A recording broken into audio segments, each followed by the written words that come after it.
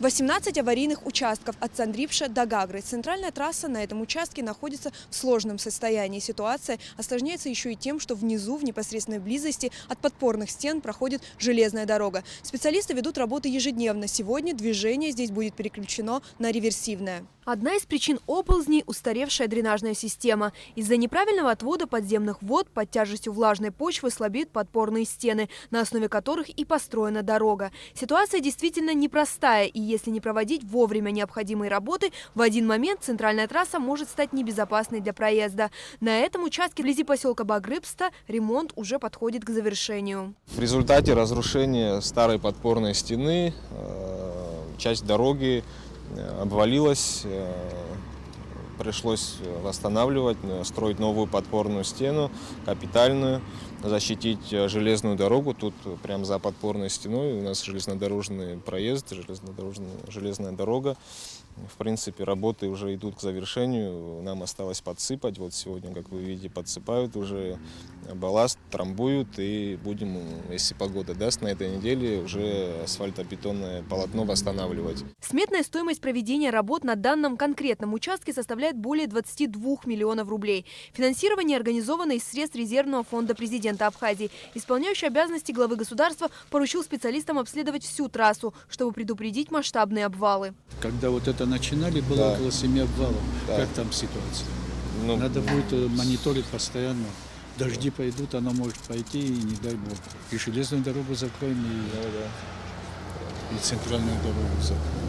Перед мостом через реку Чагрыбш также ползет почва. Здесь строительные работы должны быть начаты со дня на день. Во время их проведения часть дороги будет перекрыта. Ориентировочная стоимость проекта – 11 миллионов рублей. Практически от Гагры до Цандрипша вся вот эта вот нижние подпорные стены, они все практически где-то километров 20, так это группа. Понимаете, да. Но самые есть еще уязвимые более. Вот эти надо посмотреть. Эти мы не дай бог к лету, чтобы мы не закрыли трассу центральную. Здесь у нас всего лишь 40 метров, плюс ко всему диаметру, значит, свай где-то 530.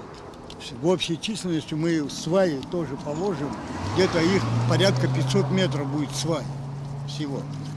Вот, сметная стоимость, значит, где-то 11 815.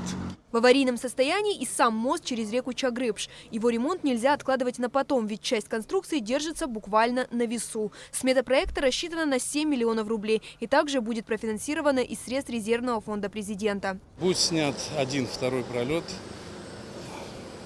балки вывезены, отремонтированы поврежденные ригеля, опорные части. И затем балки будут установлены на месте. Все также будет произведен ремонт подходов к мосту, потому что за длительный период отсутствия эксплуатации, то есть водоотвода с проезжей части, есть подмывы. Вы сами видели, вот слева полностью будет оголена, забетонировано дно, засыпан щебень, и снова будет переходная железобетонная плита, которая позволит, и несмотря на то, что мост там 1972 года постройки, как я говорил, еще прослужит очень долго.